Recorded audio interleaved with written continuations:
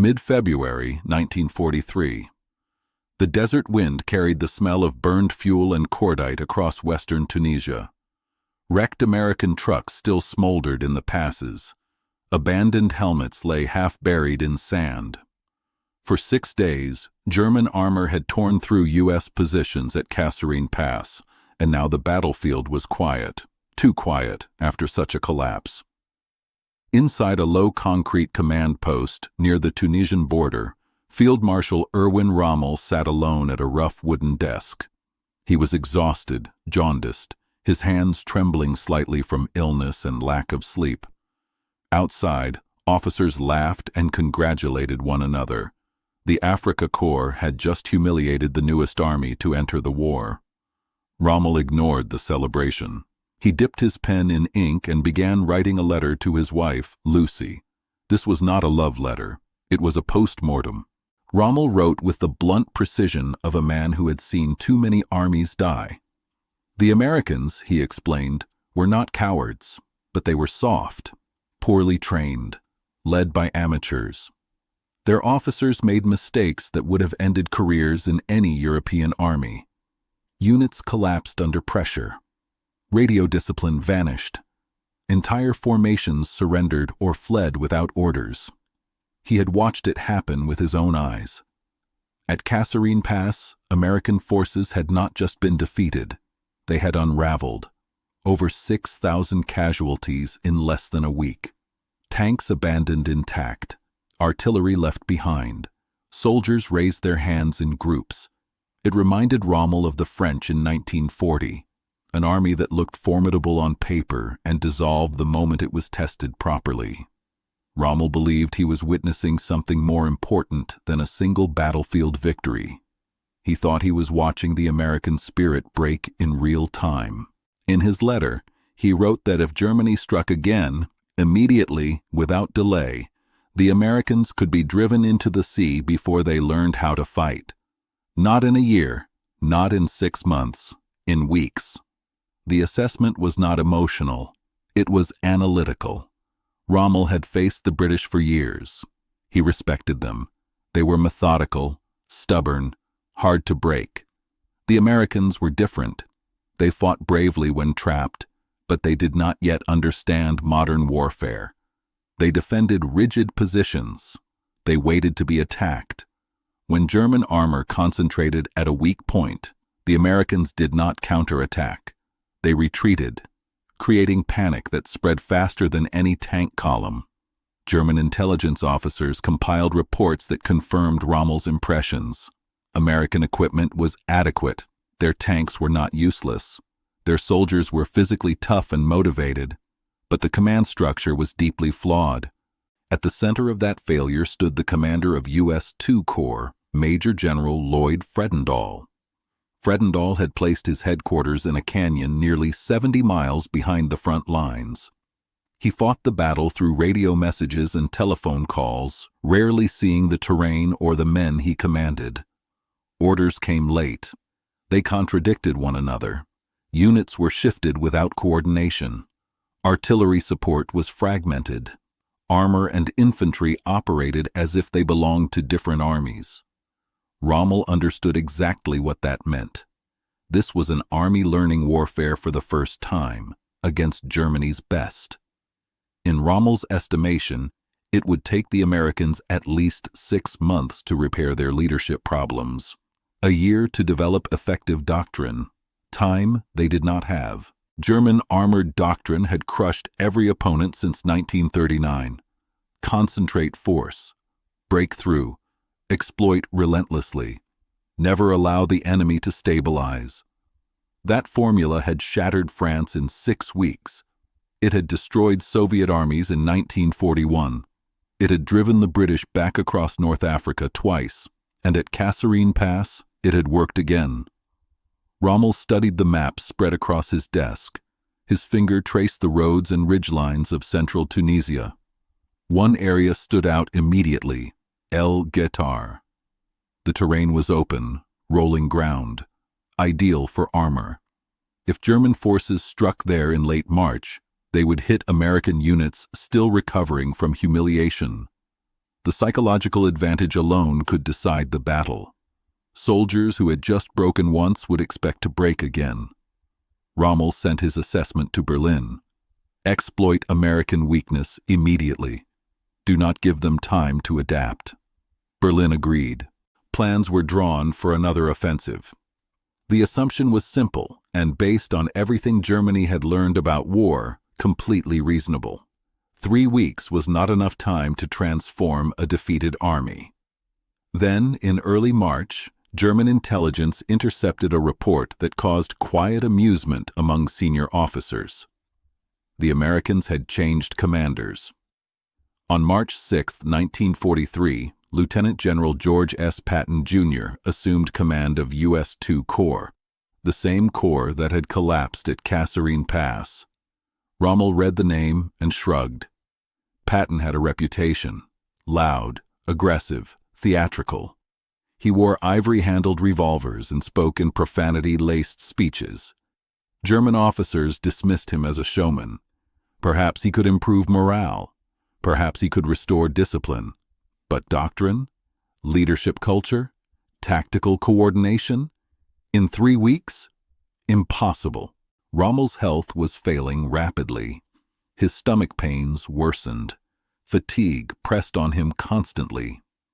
Before turning operational control over to General Hans-Jürgen von Arnim, Rommel reviewed the Elgeter attack plan one final time.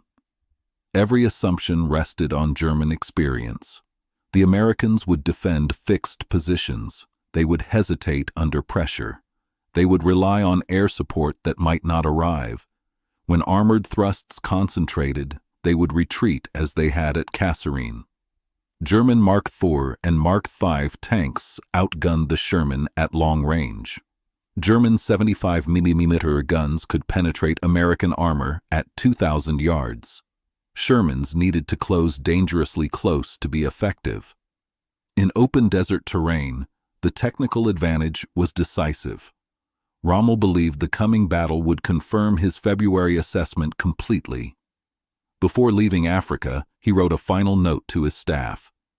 The Americans were improving, but not fast enough to matter yet. He boarded a plane for Germany shortly after, his body failing, his mind still convinced that history was about to repeat itself. On March 23, 1943, German forces would attack near Elgeter, expecting another Kasserine. They had no idea they were about to meet a different army entirely. March 23, 1943. Dawn crept slowly over the hills near Elgeter, turning the desert pale gold. German engines rumbled to life as crews ran through final checks. Officers reviewed maps one last time. Everything looked familiar. The terrain was open. Visibility was good. The Americans were dug in ahead, exactly where intelligence said they would be. This was supposed to be routine. At 6 a.m., the German advance began.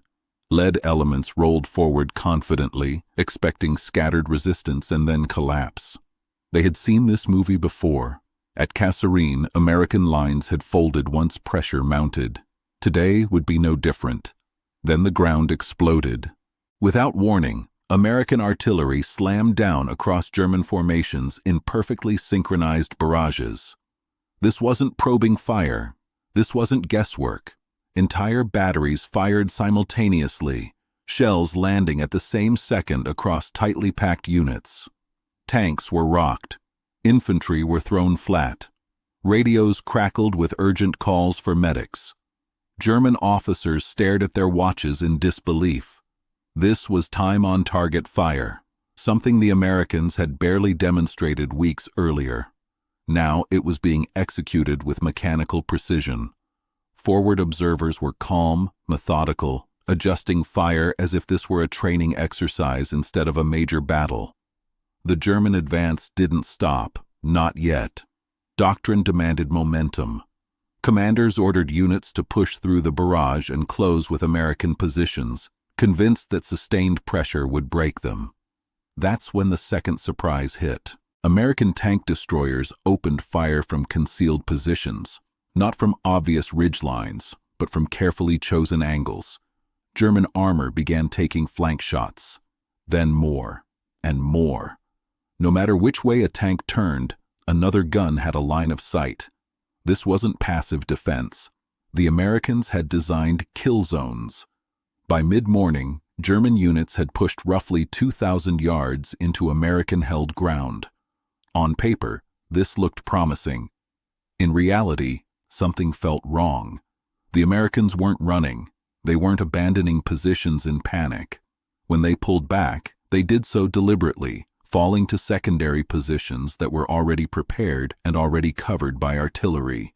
Radio intercepts told an unsettling story. American communications were calm, professional. Officers issued clear, concise orders. Units reported positions, ammunition status, and enemy movements without confusion. There was no screaming, no frantic chatter. This was not the army that had collapsed at Kasserine Pass. For the soldiers of the 1st Infantry Division, the Big Red One, this fight was personal. 3 weeks earlier, they had been humiliated, mocked, written off as amateurs. Now, as German armor rolled toward them, they didn't look for escape routes. They settled in behind their weapons. Fear was still there, but it had been replaced by something harder, controlled, focused. They held under fire until ordered to move. When they moved together.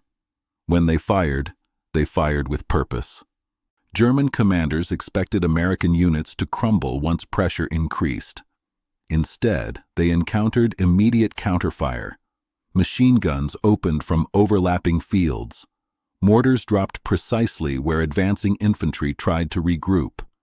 Every movement forward was paid for in blood. On the right flank, Allied German units reported similar problems. American resistance was coordinated, aggressive, and relentless. Attacks stalled. Momentum bled away minute by minute. By noon, the German advance had ground to a halt at roughly 3,000 yards. This wasn't a breakthrough. It wasn't even close. Reports flowed up the chain of command, and concern replaced confidence. Casualties were mounting without meaningful gains. Tanks were being knocked out not by superior armor, but by positioning and coordination. American forces were shaping the battlefield instead of reacting to it. For German commanders, the realization was deeply unsettling. Nothing fundamental had changed on paper. The Americans still had the same tanks, the same weapons, the same soldiers. The terrain was familiar. The weather was favorable. And yet everything had changed. The defenders were no longer passive. They didn't wait to be hit. They disrupted attacks before they could build momentum. When Germans attempted to mass armor, American artillery shattered concentrations almost instantly. When infantry advanced, they were met with layered fire that forced them to ground. This was not luck. This was doctrine. By late afternoon, German commanders faced a decision they hadn't expected to make: continue pushing and risk catastrophic losses, or suspend the offensive entirely. The battle was not unfolding according to any model they recognized. The following day confirmed what the first had suggested. American positions held. Counterattacks harassed German units attempting to reorganize. Artillery continued to strike with unnerving accuracy. There was no collapse, no mass retreat, no psychological breaking point. On March 24th, the order came down: halt the offensive. German forces withdrew, stunned. Behind the lines, intelligence officers scrambled to understand what had happened. Captured documents were examined. Prisoners were questioned. The answers were confusing because they contradicted everything German doctrine assumed about defeated armies. The Americans had not received major reinforcements. They had not been re-equipped. They had not trained for months in new schools. The transformation had occurred in 21 days. The explanation lay not in hardware, but in leadership. The moment the new commander arrived, the atmosphere had changed. Discipline was enforced immediately and publicly. Standards mattered again. Soldiers were reminded, constantly, that they were professionals, not refugees from a lost battle. Officers who hesitated were removed. Those who attacked were promoted. Confusion was not tolerated. Initiative was rewarded. Doctrine shifted overnight. Defense no longer meant waiting behind sandbags. It meant aggressive patrolling, spoiling attacks, immediate counteraction the moment the enemy made contact. Artillery was centralized and controlled ruthlessly, ensuring that overwhelming fire could be brought down wherever it mattered most. And perhaps most importantly, the psychological shift was absolute. The Americans were taught, through action, not speeches, that they were better than their enemy, not individually, collectively, as a system, as a machine. They learned that coordination could neutralize technical inferiority, that aggression could disrupt even the most experienced opponent. At El Guetar, German doctrine met an enemy that no longer behaved as expected. What should have been a breakthrough became a grinding stalemate. What should have shattered morale instead hardened it. The Americans didn't just hold, they proved, to themselves more than anyone, that Kasserine Pass was not who they were anymore.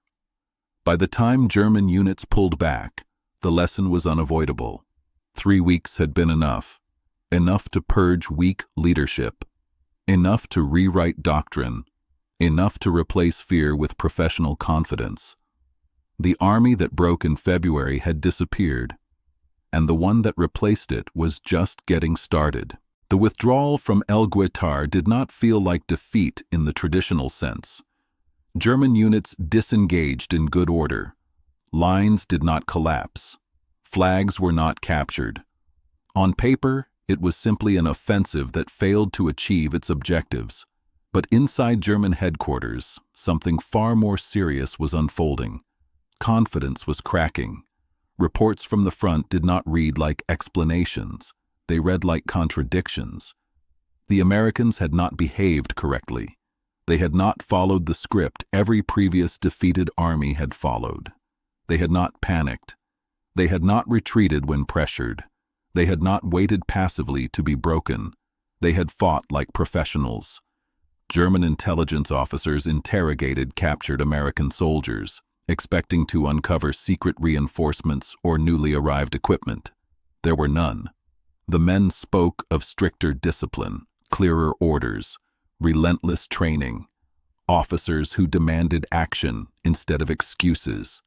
They spoke of confidence.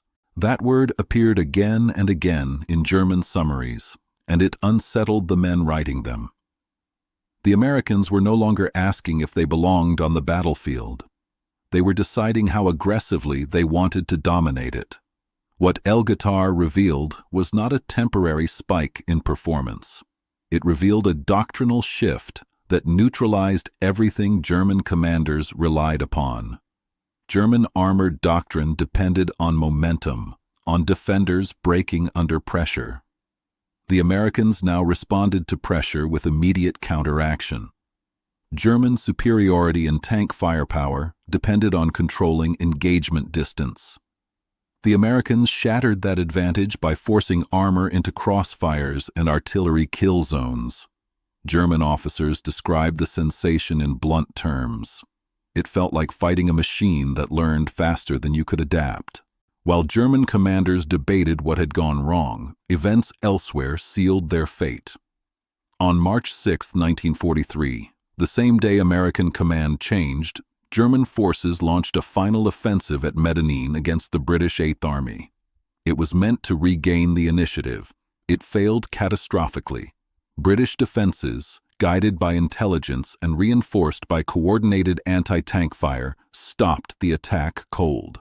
German armor burned in the desert. Losses were heavy. Momentum evaporated in hours. 2 offensives, 2 failures, one against the British, one against the Americans. The pattern was unmistakable. German operational freedom in North Africa was gone. The man who had warned them was already gone as well. Ill, exhausted, and jaundiced, Rommel had left Africa shortly after issuing revised assessments. The tone of his writing had changed dramatically from his February letter. The Americans, he now warned, were improving at an unprecedented rate. Any future operations should not assume they would break as they had at Kasserine Pass. His warning arrived too late to matter. In May 1943, Axis resistance in Tunisia collapsed entirely. Over 250,000 German and Italian troops surrendered. An entire field army ceased to exist. The North African campaign, once a showcase of German operational brilliance, ended in mass captivity. The Americans who marched past columns of prisoners were not the same men who had retreated in panic 3 months earlier. German commanders took notice. Captured officers, interrogated after the surrender, spoke with a tone that bordered on disbelief. They had expected the Americans to be slow learners, like the French had been, like the early Soviet forces had been. Instead, they faced an enemy that identified weaknesses and eliminated them with industrial efficiency. American artillery coordination, in particular, haunted them. Time-on-target strikes erased German advantages in maneuver. Where German doctrine prized individual skill and tactical brilliance, American doctrine replaced it with overwhelming coordination. Precision multiplied by scale.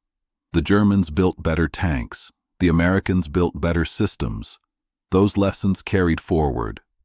When Allied forces landed in Sicily in July 1943, German commanders issued new guidance. Expect aggressive American advances. Expect rapid exploitation. Expect concentrated firepower. Static defense would fail. They were right. American forces surged forward with speed that surprised even their allies. Logistics followed seamlessly. Losses were absorbed. Momentum was never surrendered once gained. By 1944, German assessments of American forces bore no resemblance to the mocking confidence of early 1943. The tone had shifted to wary respect. American units were now considered among the most dangerous opponents on the battlefield, not because they were flawless, but because they adapted faster than anyone else. Rommel understood this better than most. When he was assigned to defend Western Europe, he planned accordingly. He placed mobile reserves close to likely invasion points. He assumed the Americans would push inland aggressively the moment they landed. His doctrine focused on immediate counterattack before American momentum could build. When the invasion came, his analysis proved correct, even if circumstances prevented him from acting on it fully. After the war, German generals spoke candidly under interrogation. Their testimonies read like reluctant admissions. The Americans had learned faster than any enemy Germany faced. Weeks, not years. Mistakes were identified and corrected with brutal efficiency. They did not lose because of inferior courage. They did not lose because of inferior equipment. They lost because the Americans refused to remain what they had been. The army that broke at Kasserine Pass ceased to exist in those desert weeks. In its place emerged a force built on aggressive leadership, ruthless coordination, and an unshakable belief in momentum. The Germans had underestimated how quickly doctrine could change when leadership demanded it. That miscalculation echoed from El Guetar to Sicily, from Normandy to the Rhine. By the time German officers fully accepted what the Americans had become, the war was already lost. Kasserine was the humiliation. El Guetar was the revelation. Tunisia was the proof. In 90 days, an army found its identity, and once it did, it never let go again.